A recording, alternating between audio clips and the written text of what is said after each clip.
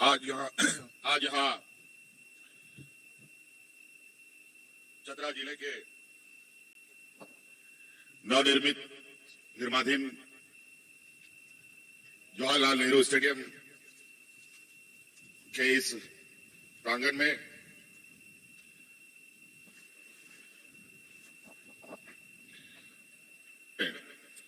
हमारे साथ यहाँ उपस्थित हमारे मंत्रिमंडल सहयोगी मंत्री भाई सत्यानंद भोक्ता जी, यहाँ उपस्थित झारखंड मुक्ति मोर्चा कांग्रेस आरजेडी के सभी कार्यकर्ता साथीगण और आज इस स्टेडियम में आए हुए आप सभी हमारे किसान भाइयों, ग्रामीणों, माताएं, बहनें, नौजवान साथी, बड़े बुजुर्ग, सर्वप्रथम आप सबको आज के इस सभा में आने के लिए बहुत बहुत आभार प्रकट करते हुए अपनी ओर से जोहार करता हूं।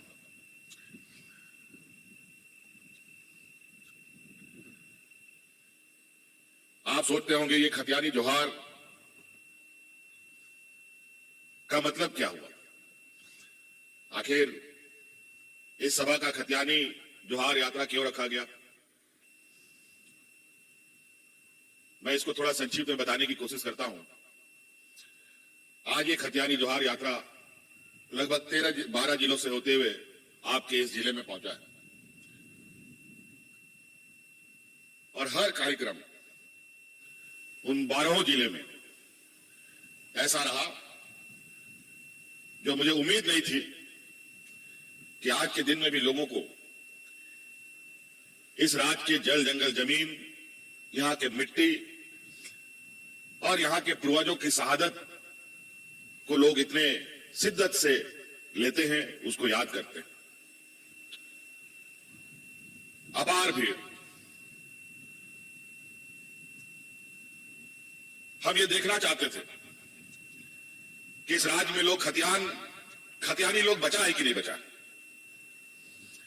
जिनके लिए दिन रात हम काम कर रहे हैं, जिनके लिए हमारे पूर्वजों ने अपनी प्राणों की आहुति दी और आज सौभाग्य से वीर बुद्धू भगत जी का जयंती भी है, शायद उनको भी हम नमन करते हैं। ऐसे ही अनेक लोग, आप सबको मालूम है, भगवान बिरसा मुंडा, नीलांबर पीतांबर, तेलंगाना खड़िया, वीर बुद्धू भगत, सिद्धू कान्हू, चांद भैरव, अनेक लोग इस राज्य के जल, जंगल, जमीन, यहां के मूलवासी, आदिवासी, दलित, पिछड़ों की, अल्पसंख्यकों की रक्षा के लिए अपने आप को सूली पे चढ़ा दिया। अनेकों लड़ाइयां लड़ी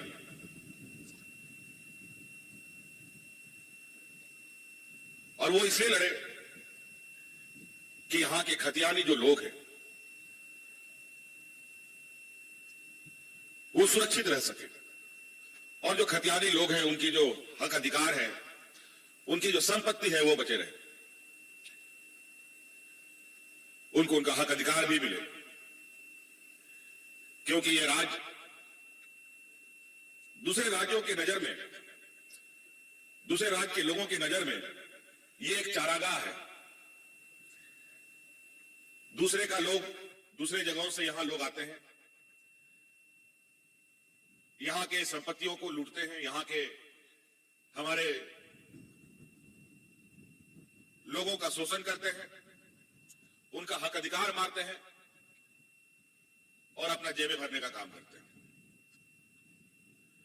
खनिज संपदा से भरपूर ये राज्य है।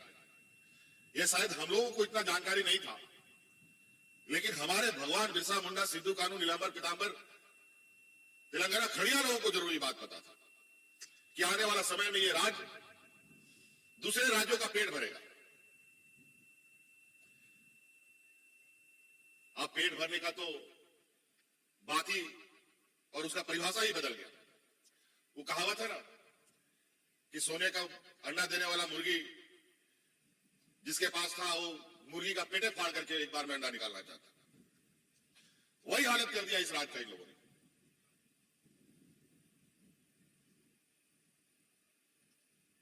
और ये लड़ाई भगवान बिरसा मुंडा, सिद्धू कानू, इन लोगों की लड़ाई को आगे खींचते हुए आदरणीय दिसम गुरु शिबू सोरेन जी ने इस राज्य में एक चारदीवारी बनाने के लिए, इस राज्य को एक अलग पहचान देने के लिए एक लंबा लड़ाई लड़ा, अलग राज्य का एक आंदोलन खड़ा किया। इन्हें ऐसे काम नहीं चलेगा, क्योंकि यहां के मूलवासी, आदिवासी, दलित, पिछड़े लोग इस राज्य में सबसे अधिक वास करते हैं, सबसे अधिक इनकी संख्या है। और इन वर्गों में, इन समाजों में गरीबी सबसे अधिक है।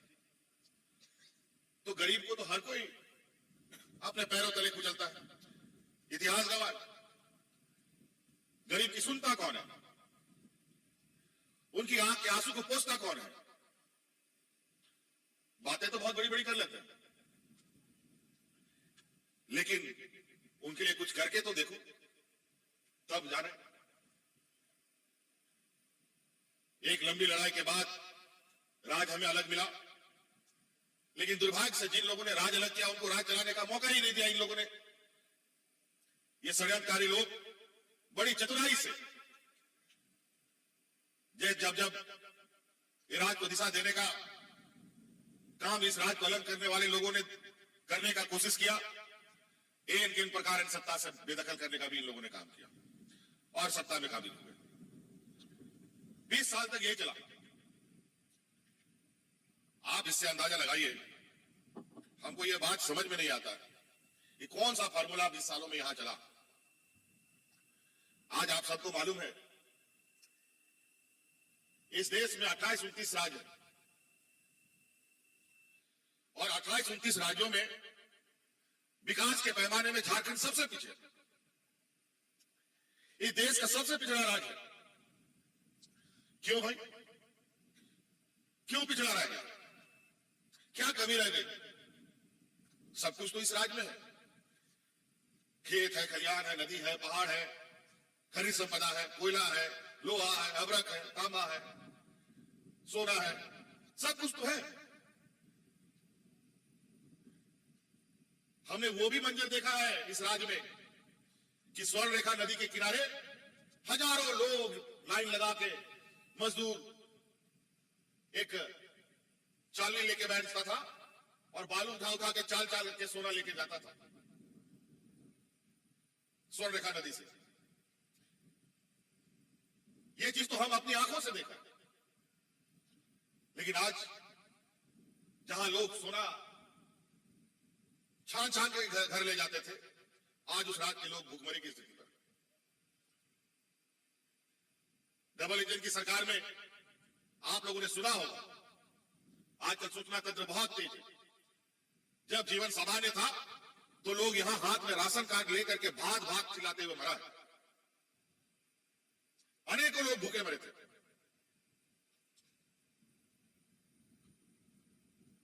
बड़ा विचित्र 20 सालों का जो दौर था,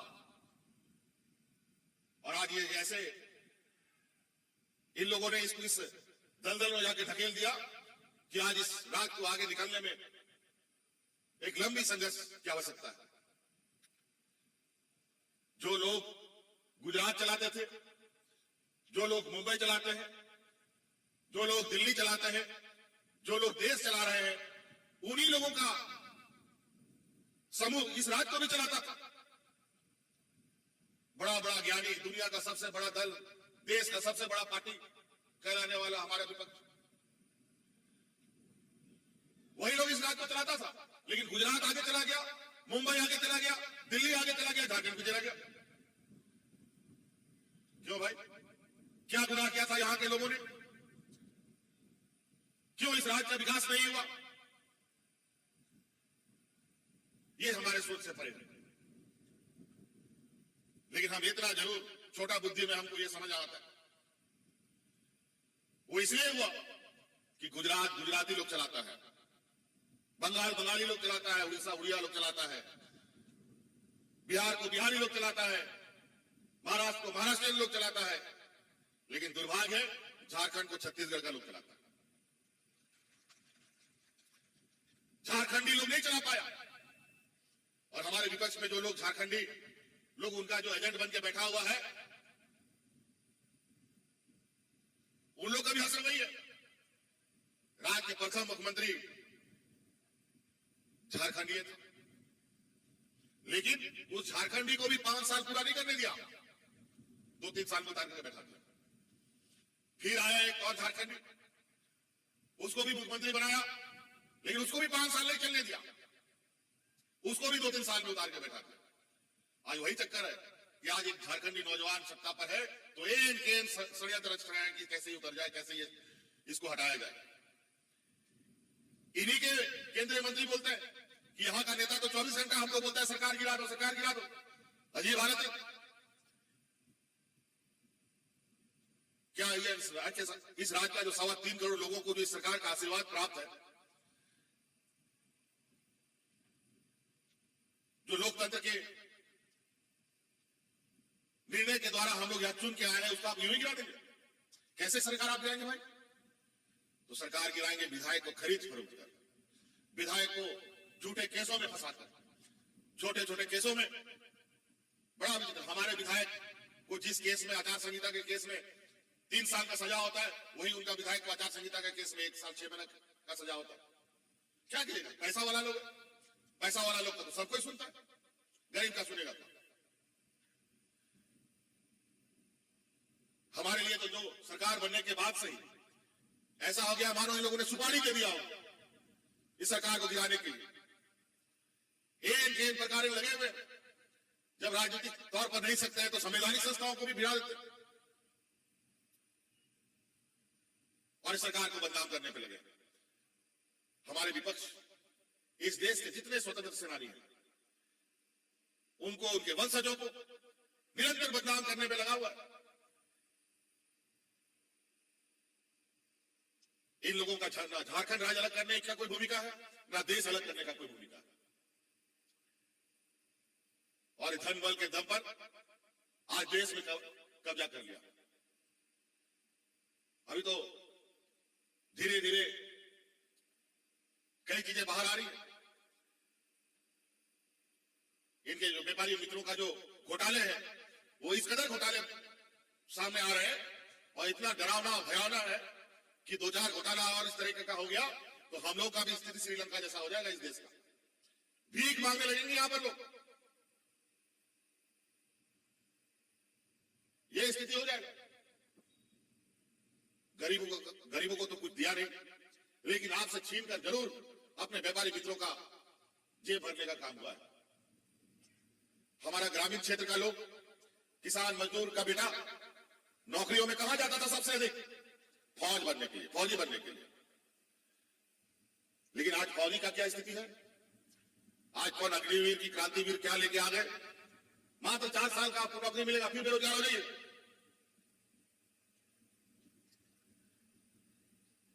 वहां भी अब नौकरी आप मोटा मोटी खत्म। और थोड़ा बहुत जो हमारा मजदूर किसान का बेटा पढ़ लिख लेता था, तो लोग रेलवे में नौकरी करने जाता था, बैंक में काम करने जाता था नौकरी करने। लेकिन बैंक भी जहां 200 बैंक हुआ करता था, आज 50 बैंक कर दिया। नौकरी मिलेगा था? रेल का स्थिति यह है कि सब रेल बिक चुका है, रेलवे स्टेशन बिक चुका है। और आज आप लोग खुद गवाह है, जो 5 रुपया का प्लेटफॉर्म टिकट आज 50 टका में मिलता है। 5 टका का नमक आज 50 टका किलो नमक मिलता है। महंगाई को बेलगाम घोड़ा बना दिया ये लोग, उसमें रॉकेट इंजन लगा दिया। और दूसरा देश में हंगामा होता है तो बोलता है कि वहां पर हंगामा हो रहा है इसलिए यहां महंगाई बढ़ रहा है। जब यूपीए की सरकार थी 400-450 रुपया सिलेंडर मिलता था। आज बताओ सिलेंडर कैसे मिलता है? 1000 रुपया 1200 रुपये से कम नहीं मिलता।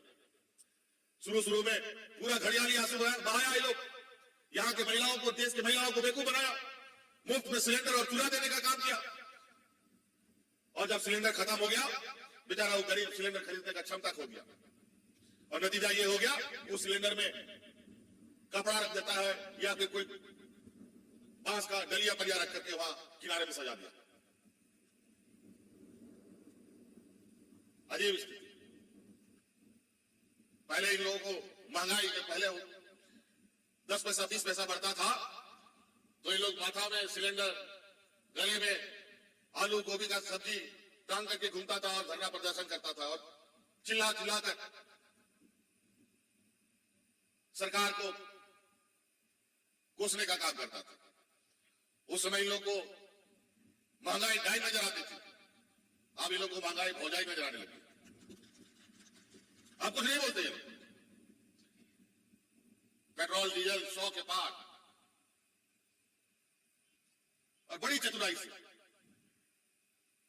चारों तरफ से 24 घंटा कोई काम नहीं इनका, सिर्फ चुनाव लड़ना, चुनाव जीतने का काम कैसे होना, इसी पर इनका काम चलता है। जो 24 घंटा चुनाव में तैयारी करता हूं तो विकास के कामों को क्या करके दिखाएगा बताओ। आज देश का जो स्थिति है, 80% लोग हमारे ग्रामीण क्षेत्रों में, झारखंड तो और बुरा बेचारा जो थोड़ा बहुत रहा कैसा कसर था वो भी खत्म कर दिया था इन लोगों ने। तब 2019 में हमने कहा ऐसे काम नहीं चलेगा, क्योंकि हम लोग झारखंड मुक्ति मोर्चा का सिपाही है, इस राज्य को लूटते तो हम लोग देख नहीं सकते। तो 2019 में योजनाबद्ध तरीके से हमने बोला नहीं, अब इन लोग को सत्ता से बेदखल करना पड़ेगा। अब ये डबल इंजन की सरकार, पहले आपको मालूम है यहां पर अंग्रेजों के समय से रेल लाइन बिछा हुआ है, और वो रेल लाइन क्यों बिछा था? आदमी ढोने के लिए नहीं, यहां की खनिज संपदाओं को ढोने के लिए। ये तो देश आजाद होने के बाद धीरे धीरे उसमें आदमी भी ढोने लगा। अभी भी कई रेल लाइन ऐसे हैं जो डबल नहीं हो पाए, वही अंग्रेजों का चल रहा है। और अभी डबल इंजन की सरकार बनी थी तो हमें लगा नहीं, अब ये डबल इंजन की सरकार जो एक इंजन में जितना खनिज संपदा लूटता था, अब ये दोनों में करके इतना लूटेंगे कि जो 100 साल में होना है उस साल भर में लूट के लेके चले जाएंगे। तो हमने कहा नहीं, अब इन लोगों को हटाना पड़ेगा। तो हमने उसमें संघर्ष यात्रा निकाला था, और जब संघर्ष यात्रा निकाले लगभग हर जिला, हर प्रखंड का दौरा हमने किया। उस दौरान जो हमने मंजर देखा, इतना तकलीफ, इतना दर्द, इतना लोगों में पीड़ा, सड़कों पर आंगनबाड़ी सेविका, सहायिका महीनों महीनों अपने बाल बच्चों के साथ धरना प्रदर्शन कर रही है, पारा शिक्षक अलग मोर्चा संभाले हुए, राज का हर कर्मचारी दुखी मन से, हर जो चल रहा है राम भरोसे हिंदू होटल टाइप वाला, पूरा व्यस्त व्यवस्था। हक अधिकार की मांग के लिए लोग कभी मंत्री का घेराव, कभी विधायकों का घेराव, कभी मुख्यमंत्री का घेराव, यही चलता था। पारा शिक्षक, जो शिक्षक को 12 महीना में 11 महीना स्कूल में रहना चाहिए, लेकिन ये 11 महीना सड़कों पर रहते थे। क्या हमारा स्कूल चलेगा? ऐसी सरकारी स्कूल बड़ा लचपच चलता है और उसमें ये स्थिति। और आज देखिए, आज वही पारा शिक्षक जो 12 महीना में 11 महीना सड़क पर रहता था, अब 11 महीना स्कूल में रहता है, 1 महीना घर पर रहता है। हक अधिकार मांगता था तो हक अधिकार की जगह लाठी और डंडा मिलता था। दे लाठी, महिलाओं तक को नहीं छोड़ा हमने। तब तो अब तो एकदम जरूरी हो गया अभी लोग को हटाना। फिर संघर्ष यात्रा को लोगों ने इतना समर्थन दिया कि 2019 में ये डबल इंजन की सरकार को उखाड़ फेंकने का काम किया गया, और ऐसा जगह लाके फेंका कि जोड़ तोड़ करके भी ये वापस नहीं आ पाए। लेकिन अब षड्यंत्र रचे, अपने एजेंसियों को लगा रखा। अभी तो हाल फिलहाल में केंद्रीय मंत्री अमित शाह जी आए थे चाईबासा में, उन्होंने मंच में कहा कि उनके नेता इनको बोलते हैं कि सरकार बदल दो, सरकार गिरा दो, और उन्होंने कहा भाई हम सरकार नहीं गिराते, ये लोकतंत्र का चुना हुआ सरकार है, ऐसे नहीं गिरता है, ये जनता इसको बैठाई है। लेकिन ये लोग क्योंकि 20 साल तक मलमल का गद्दा में जो सोया था, उठा के लोगों को पत्थर में फेंक दिया गया है, तो वहां कहां से सुनींद आएगा? ये लोग रोज कुछ ना कुछ। खैर कोई बात नहीं, हम उनके षड्यंत्र से घबराते नहीं, और संघर्ष हम घबराते नहीं। झारखंड मुक्ति मोर्चा का तो जन्म ही हुआ है संघर्ष, और चुनौती लेना तो हमारी फितरत में, हमारे खून में। अगर हम लोग राज्य के प्रति समर्पित और संवेदनशील नहीं होते तो ये राज अलग नहीं होता। और आज जब हम लोगों ने सरकार बनाया, सरकार बनने के बाद हम लोगों ने सोचा कि एकदम इस बार तेजी से दिन रात काम करना, कोई फाकीबाजी नहीं। लेकिन दुर्भाग्य से सरकार बना भी ठीक से नहीं था, कोरोना जैसा महामारी आ गया। आप सब लोगों को बताया मंत्री जी ने, पूरा दुनिया कोरोना के इस महामारी से परेशान था। हाट बाजार गाड़ी मोटर सब बंद, और उसमें हमारे विपक्ष के लोगों ने अचानक लॉकडाउन लगा दिया। इस राज्य का 15-20 लाख लोग दूसरे राज्यों में, क्योंकि 20 साल में लोगों ने रोजगार पैदा ही नहीं किया यहाँ पे, तो मिलेगा कहां से यहाँ काम? लोग दूसरे राज्यों में जाते थे काम करने के लिए, मजदूरी करने के लिए। अब नतीजा ये हुआ, कोरोना में सब बंद, कारखाना बंद, सब मजदूरों को धक्का मार के बाहर निकाल दिया, सड़क पर आ गया। और ऐसा स्थिति कि वो घर भी नहीं पहुंच सकता। अब वो मजदूर कहां रहेगा? खाने पीने, होटल बंद, बाजार बंद, गाड़ी मोटर बंद, ऐसी स्थिति थी। बड़ी दर्दनाक वो 2 साल का मंजर था। आप सब लोगों ने देखा खबरों के माध्यम से, व्हाट्सएप फेसबुक में। वो ऐसा समय था कि महिला चलते चलते सड़क पर बच्चा को जन्म देती थी। वो ऐसा मंजर था कि लोग थक करके सड़क पर ट्रेन पटरी पर सोए हुए और मालगाड़ी का ट्रेन काट टूट करके सबको खत्म करके चला जाता था। अनेक लोगों की मौतें हो गई। चारों तरफ से पूरे देश के अंदर हाहाकार मचा। हमारे भी लगभग 16-17 लाख मजदूर दूसरे राज्यों में फंसे। हम लोगों ने तुरंत सहायता केंद्र का एक व्यवस्था खड़ा किया। कई मदद के लिए फोन नंबर चालू किया। अनगिनत फोन, 24 घंटा फोन बजता था। कोई बोलता हमको आने के लिए पैसा नहीं है, खाने के लिए पैसा नहीं है, इतना तबाह। और हम मदद भी करें तो कहां करें? कौन आदमी बेचारा कहां फंसा है? कौन मुंबई में है, कौन कलकत्ता में है, कोई गोवा में है, कोई हिमाचल में है, कोई लेह में, कोई लद्दाख में है। पूरे देश में अलग अलग जगह लोग थे। तो हम लोग बोले नहीं, ऐसा नहीं हो सकता, कुछ करना पड़ेगा। फिर हम लोगों ने लगातार उन लोगों से बात करते हुए उनकी सूची बनाई। सूची बन ही रहा था, चल ही रहा था ही काम। तो बोले सूची बनते रहेगा, काम भी करते रहो। हमारे उन दूसरे राज्यों में बैठे हुए मजदूर जिनको खाने पीने के लाले पड़े हुए थे, हम लोगों ने यहां से एक ही बटन में वो लाखों मजदूरों को 20 करोड़ रुपया का पैसा उनके खाते में भेजने का काम किया था। उस समय कौन मजदूर कहां है पता नहीं। फिर आप उन लोग को लाने का सोचो तो सब जगह मना हो गया, भाई नहीं आ सकता, गाड़ी मोटर नहीं चल रहा है, कोई नहीं आ सकता। हम बोले नहीं, हमको तो अपना झारखंड के लोग चाहिए, नहीं तो कोई सब झारखंडी मर जाएगा बाहर में।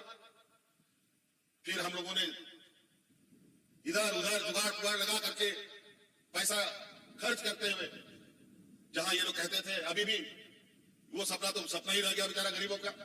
ये लोग कहते थे कि जो हवाई चप्पल वाले लोग उनको हवाई जहाज में चढ़ाएंगे। हवाई जहाज में तो चढ़ाया नहीं, लेकिन जरूर उनकी स्थिति और बद से बदतर कर दी। लेकिन हम लोगों ने कोरोना में उन मजदूरों को जो हवाई चप्पल पहनते थे, उन लोगों को हवाई जहाज से भी ला करके घर पहुंचाने का काम किया। कोई हवाई जहाज से, ट्रेन से, बस से, अनगिनत चीजों के माध्यम से हम लोगों को लेके आए। कौन करता है? कौन करता है ये काम? ये पहला राज्य है जो अपना मजदूरों को खोज करके दूसरे राज्य से ला रहा था। कोई राज्य नहीं कर रहा था ये काम। सब मरो अपने भरोसे, जियो अपने भरोसे। लेकिन जब देखा कि भाई ये तो झारखंड का मुख्यमंत्री तो अजीब काम कर रहा है, हम तो कोरोना ढो के लाते थे, तब धीरे धीरे देखने लगा, सब लोगों का संवेदनाएं जगने लगी। तब अगल बगल के राज्यों ने भी अपने मजदूरों को लाना शुरू किया। नहीं तो छोड़ दिया था इन लोगों ने भगवान भरोसे। और कितने लोग मारे जाते जिसका कोई अंदाजा नहीं। 15-20 लाख तो हमारे राज्य से गए थे मजदूर, बिहार के अलग, बंगाल के अलग, यूपी के अलग। तो ये सब घटनाएं हम लोग को नींद नहीं आती थी उस समय। अब जब जीवन सामान्य होने लगा और चीजों को जब हम लोग धरातल पर उतारने लगे, आज देखिए, जहां आज हमारा जो भौगोलिक बनावट है झारखंड का, नदी नाला पहाड़ पठार, बहुत कठिन दुर्गम जगह भी है हमारा। पदाधिकारी उन सब जगहों पर जाते नहीं थे।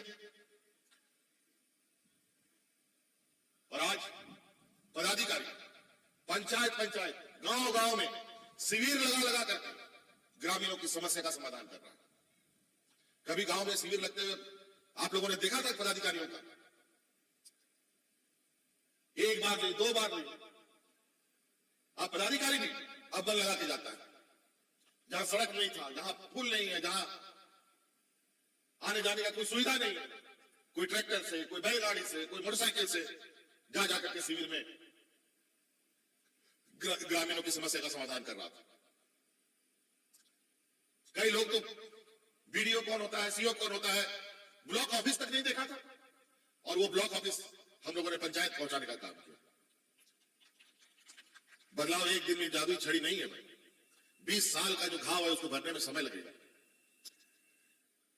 हमारे यहां बुजुर्ग लोग पेंशन को लेकर कितना बार दलालों के चक्कर में फंसे, कितना बार पदाधिकारियों के चक्कर काटे। सरकार ने फिक्स कर दिया इससे ज्यादा हम पेंशन नहीं देंगे, इससे ज्यादा लोगों को। हम बोले भाई हमारे राज्य में गरीब लोग अधिक है, हमको पेंशन का लिमिट बढ़ा दो। कोई सुनवाई नहीं। तो हमने कहा चलो अब तुम लोग नहीं करोगे तो हम ही लोग अपने जिम्मे उठाएंगे। तब एक मजबूत इरादे के साथ इस राज्य में जितने बूढ़े बुजुर्ग हैं, जितने विधवा महिला है, जितना विकलांग लोग हैं, कोई भी वो सबको पेंशन देने का हम लोगों ने कानून बनाया। आज आप लोग बताइए, कोई आपके गांव में बूढ़ा बुजुर्ग बिना पेंशन का है? 60 साल का कोई भी एक आदमी अगर बिना पेंशन का हो हमें बताए। इस समस्या का समाधान किसी विधायक के पास नहीं था, इस समस्या का समाधान किसी सांसद के पास नहीं था, इस समस्या का समाधान किसी सरकार में नहीं हुआ, क्योंकि यहां के लोगों की और यहां के गरीबों की चिंता करने वाला कोई था ही नहीं। एक एक करके हम लोगों ने समस्या का समाधान करना शुरू किया। ये लोग परेशान होता है हमारे विपक्ष के लोग कि कल कैबिनेट है, कैबिनेट में फिर पता नहीं कौन सा पिटारा ये सरकार खोल देगा कि उन लोगों का मुंह बोलती बंद हो जाएगा। आज ये मुद्दाविहीन सरकार है, मुद्दाविहीन तो होना ही है, नेताविहीन सरकार है तो मुद्दा भी नहीं है। और आज इन लोगों ने कुछ एजेंट हमारे झारखंड के लोगों को बहाल कर लिया है कि मार सरकार को कोसो, हेमंत सोरेन को गाली दो, शिबू सोरेन को गाली दो, इसी के लिए अपॉइंट किया। आज अल्पसंख्यक समुदाय के लोगों का कितनी समस्याओं का समाधान हुआ। इनका मदरसा का पेंशन से लेकर के इनके शिक्षकों का तनख्वाह से लेकर के मदरसा का एफिलिएशन से लेकर अनेकों चीज, वर्षों से कभी समस्या का समाधान नहीं उनका। इसी डबल इंजन की सरकार ने इस राज्य के गरीब, एक तो गरीब राज्य, गरीब लोग अधिक रहते हैं, सरकार के राशन कार्ड पर ही जिंदा रहते हैं बेचारे, और उसमें भी इन लोगों ने तो अपने सरकार में 11 लाख गरीब का नाम काट दिया राशन कार्ड से। मतलब कोई संवेदनाएं नहीं यहां के गरीबों के प्रति। और आज ये सरकार, उन लोगों ने 11 लाख लोगों का नाम काटा, हम लोगों ने 20 लाख नया राशन कार्ड बना करके गरीबों के बीच में बांटा। कोई भूखा नहीं मरेगा हमारे राज्य में, इस संकल्प के साथ। कई चीजें जो सामाजिक सुरक्षा की जितनी निर्णय थे लगभग हम लोगों ने तेजी से लेना प्रारंभ किया। हमारे कर्मचारी भी यहां पर लाखों कर्मचारी हैं, कोई अनुबंध पर है, कोई कॉन्ट्रैक्ट पर है, कोई परमानेंट है। सभी कर्मचारियों का हाल बहुत बुरा। अभी सरकार ने सभी कर्मचारियों का पेंशन का पैसा बाजार में लगा दिया और बोला पेंशन नहीं मिलेगा, वो बाजार में लग गया। बाजार अब जैसा उतार चढ़ाव होगा वैसा तुमको आर्थिक मदद मिलेगा। लेकिन वर्तमान बाजार की स्थिति ऐसा है कि आज रुपया अपने पैर पर खड़ा नहीं है, रुपया माथा के बल खड़ा है और पैर पर खड़ा होने का स्थिति भी नहीं दिख रहा है। आज देश की अर्थव्यवस्था पूरी तरीके से चरमरा गई। आज ये लोग बोलते हैं सभी गरीबों को घर देंगे। हमारे राज्य में गरीब अधिक है।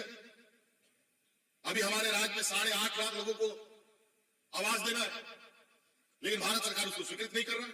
इसको लेकर अभी हम गए थे मंत्री के पास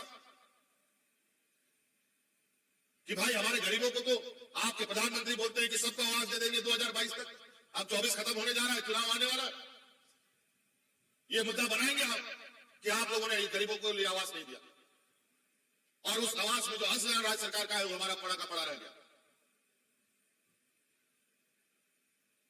अपना हक अधिकार मांगो तो ये मुंह बंद करने के लिए नए नए हथकंडे अपनाते हैं कि गरीब लोग अधिकार नहीं मांग सकता है, गरीब लोग जो काम करेगा वो असंवैधानिक काम करता है। हम सरना धर्म कोड लाए, असंवैधानिक हो गया। 32 का खतियान लागू किए, वो असंवैधानिक हो गया। पिछड़ों को 27% आरक्षण दे रहे, वो असंवैधानिक हो गया। नियुक्ति नियमावली में यहाँ के खतियानी लोगों को प्राथमिकता देने के लिए हम नियम बनाए, वो असंवैधानिक हो गया। अजीब हालत है। जो हम बनाते हैं यहाँ के लोगों के लिए वो असंवैधानिक हो जाता है। वही इनका कर्नाटक में इन्हीं की सरकार है, वही एक कानून बनाते हैं वो संवैधानिक हो जाता है। बड़ा विचित्र बात है। आप ही लोग बताइए, खतियानी लोगों का बेटा बेटी लोग को नौकरी मिलना चाहिए कि नहीं मिलना चाहिए? तब हम नियम कानून बनाए, इन लोगों ने कोर्ट में चुनौती दिया, 20 लोग उसमें उसका ये बने शिकायत करता, एक तो आदिवासी को पहला नाम डाल दिया, बाकी 19 का 19 लोग यूपी बिहार का निकला। मतलब हम झारखंड के लिए नियम कानून बनाएंगे तो यूपी बिहार के लोगों का पेट में दर्द होगा। इसीलिए हम देखना चाहते हैं कि खतियानी को अपना हक अधिकार चाहिए कि नहीं चाहिए। नहीं तो ऐसे ही कोयला, अभी धनबाद को आग के हवाले कर दिया इन लोगों ने, इतना कोयला निकाला उल्टे सीधे तरीके से कि पूरा धनबाद आग के नीचे आग लग चुका है। जब तक कोई घर धस के चला जाता है वो आग में, आदमी समेत रात में सोया है, पता नहीं खड़िया समेत चला जाता है उसको। अब धनबाद के लोगों को शमशान घाट ले जाने का जरूरत नहीं है, वो शमशानी घाट पर जीख भर रहा है। बैठे बैठे कब चल जाएगा भीतर पता भी नहीं चलेगा। आज तक उस समस्या का समाधान नहीं हुआ। अब ये लोग खोदने अब आ गए हैं इधर चतरा हजारीबाग तरफ में, और इधर बड़े पैमाने पे कोयला खनन का काम प्रारंभ हो रहा है। और इसीलिए हमको मालूम था ये सब खरमंडल करेगा, इसीलिए हमने कहा और हम लोगों ने कानून बनाया कि अगर कोई भी संस्था हो, उस संस्था के अंदर 75% स्थानीय लोग निश्चित रूप से होने चाहिए। और इसको हम लोगों ने अभी पारित किया है, और बहुत जल्द इसके लिए भी हम एक अलग शिविर लगाएंगे। हर एक कंपनी के परिसर में शिविर लगाया जाएगा और पता किया जाएगा कि कौन लोग कहां का है। जब तक आदमी, देखिए भाई, ये लड़ाई अभी का नहीं है, ये लड़ाई अपने आने वाली पीढ़ी के लिए है। अगर अभी आप इस संघर्ष को नहीं जीतेंगे तो आने वाला पीढ़ी बिल्कुल असुरक्षित हो जाएगी। इसीलिए हम लोगों ने खतियान को फिर से मजबूत करने का निर्णय लिया। आप दूसरे राज्य में जाकर के नौकरी लेके देखिए, नहीं आपको अधमरा करके भेज दिया, बच गए तो भगवान के भरोसे, और यहां पर तो जो आए सो कर ले। लेकिन अब नहीं चलेगा। राज अलग हुआ 30 साल 40 साल के संघर्ष के बाद, अनेक लोगों के शहादत के बाद 20 साल लग गया इस राज को फिर से मूलवासी आदिवासियों को कब्जा करने में। 14 महीने के कार्यकाल में तो इन लोगों को हम लोग नाक से पानी पिला दिए थे। अभी तो सरकार बनने के पहले दिन से ये सरकार गिरा रहे हैं, 3 साल हो चुका है। अब हम लोगों ने इतनी लंबी लकीर खींची है कि इनको 7 बार जन्म लेना पड़ेगा, फिर भी वो लकीर नहीं मिलेगी। आज हम अपने बाल बच्चों को पढ़ने लिखने के लिए अनेकों योजना, आप गरीबों को पढ़ाई के लिए अपने बाल बच्चों के लिए चिंता करने की जरूरत नहीं है।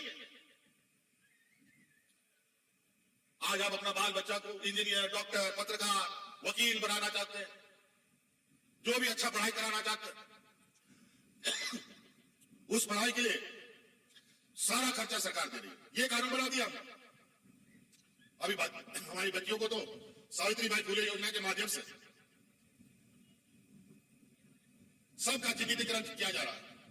जब वो 18 साल की हो जाएगी 40,000 रुपया एक पुरुष के हाथ में देंगे। 40,000 इसलिए नहीं देंगे कि स्कूल छोड़, इसलिए देंगे कि वो स्कूल ना छोड़े, अपना पढ़ाई ना छोड़े, इसलिए उसको 40,000 रुपये देंगे। और आगे जो पढ़ाई होगा उसका भी खर्चा देंगे। हम लोगों ने गुरुजी क्रेडिट कार्ड योजना लाया जिससे 15 लाख रुपया तक का कम से कम 5-6% के इंटरेस्ट पर नौजवानों को ऋण उपलब्ध कराया जाए और वो भी 6 साल तक। 6 साल के बाद आपको वापस करना है, तब तक आप पढ़ाई वढ़ाई पूरा कीजिए, नौकरी कीजिए, आपसे सरकार को पैसा वापस। जाके बैंक से मांग के देखिए कितना बैंक आपको पैसा देगा। जितना पैसा देगा उससे ज्यादा गिरवी रख लेगा। आज बैंक इस राज्य के लोगों को मदद नहीं करती। 50% से भी अधिक हमारे जनसंख्या है जिसको मदद नहीं करती। आदिवासी दलित को तो बिल्कुल ही नहीं। इसीलिए सरकार ने अपने योजना बना करके गांव-गांव, पंचायत शिविर लगा करके आपको बताया है कि मुख्यमंत्री रोजगार सृजन योजना के माध्यम से आप स्वरोजगार खड़ा कर सकते हैं। कोई होटल चलाना चाहता है, रेस्टोरेंट चलाना चाहता है, नाई दुकान, सैलून दुकान, ब्यूटी पार्लर, सिलाई दुकान, कपड़ा दुकान, जूता दुकान, जो आप खोलना चाहते हैं उसके लिए सरकार आपको आर्थिक रूप से मदद करेगी। अब सरकार को दरखास्त, और अभी तो हम लोगों ने उसमें और बजट बढ़ा दिया है। अगला और बड़े टारगेट के साथ हम लोग अभी आएंगे। हम लोगों ने तो अभी सोचा कि देखते हैं लोग इच्छुक है कि नहीं। आप गाड़ी लीजिए, बोलेरो लीजिए, पिकअप लीजिए, भाड़ा में चलेंगे। जो पहले किसी सेठ मारवाड़ी का गाड़ी लेके आप भाड़ा में चलाते हैं और शाम को लगा देते हैं उसके दरवाजे पे, क्यों? आप अपना गाड़ी लीजिए, आप खुद मालिक बनिए और आप कमाइए। क्यों उसके दरवाजे में जाकर खड़ा हो? कभी देगा, कभी नहीं देगा। और हमने ये भी कानून बना दिया, जो नौजवान या जो व्यक्ति या जो महिला सरकार के द्वारा लिया गया ऋण से गाड़ी खरीदेगा और जो भाड़ा में चलाएगा, प्राथमिकता के आधार पर सरकारी कार्यालय में वो गाड़ी भाड़े में चलेगा। आप लोग खरीदिए। यहाँ बीडीओ को जरूरत पड़ता है, सीओ को जरूरत पड़ता है, डीसी एसपी को जरूरत पड़ता है। जिला में दुनिया भर का सरकारी कर्मचारियों को गाड़ियों की जरूरत पड़ती है। आप लोग गाड़ी खरीदिए और सरकारी ये में लगाइए। जाके बैंक से खरीद के देखिए कितना बचत होता है। और गलती से एक दिन, एक महीना का किस्त नहीं पहुंचा, दूसरे दिन लाठी लेके दरवाजे में खड़ा हो जाए। यह स्थिति गांव देहात के किसानों के लिए आप लोग ट्रैक्टर लीजिए, पानी का पंप लीजिए, जानवर, गाय, बकरी, सुअर, मुर्गी जो पालना चाहते हैं वो सब पालिए। और वो भी 90% के अनुदान में हम जानवर दे रहे हैं। जहां 100% एक जानवर का दाम है, 90% आपको नहीं देना है, सिर्फ 10% में आपको मिलेगा।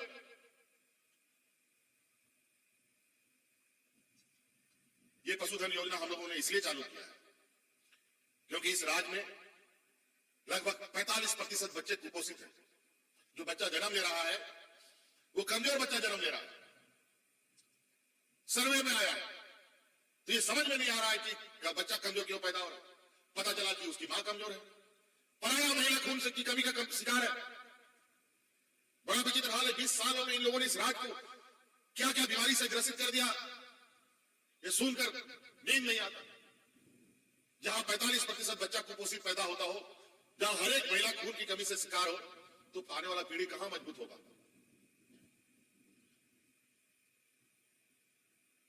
कभी मजबूत नहीं हो सकता है। लेकिन आप लोग इस बात को भी ध्यान दीजिए कि आज भी हमारे कई जगह पर, कई घरों में बूढ़ा बुजुर्ग लोग हैं जो 90 साल का है, 95 साल का है। अभी हमारे यहाँ हमारे विधायक शिकारी पड़ा, उनकी माता जी का देहांत हुआ, वो 104 साल की थी। बताओ कैसे उतना मजबूत थी? उस समय कमजोर क्यों नहीं पैदा होता था जो 80 साल 90 साल की गाय हो? तब हम लोगों ने ये सोचा नहीं, कुछ गड़बड़ है, हमारी सामाजिक ताना बाना में थोड़ा सा कोई उल्टा सीधा काम हो रहा है। वो इसलिए होता था कि गांव में, घर में, हर एक किसान के घर पे खाने पीने का कोई कमी नहीं होता था। जिस घर में मुर्गी हो, बकरी हो, गाय हो, सब पशुधन हो, जिसको अंडा खाने के लिए, दूध पीने के लिए, मांस मछली खाने के लिए व्यवस्था हो, तो क्या उसकी महिला, वो घर की महिला कमजोर होगी? क्या हमारे बच्चे कुपोषित होंगे? नहीं होंगे। इसीलिए हमारे बूढ़ा बुजुर्गों का जो परंपरा व्यवस्था है, हमारा किसान संस्कृति जो है, उसको मजबूत करने की हमारी सोच। इसीलिए हम लोगों ने पशुधन 90% के अनुदान पर देने का निर्णय लिया है। अभी सरकार कई योजना लाने जा रही है।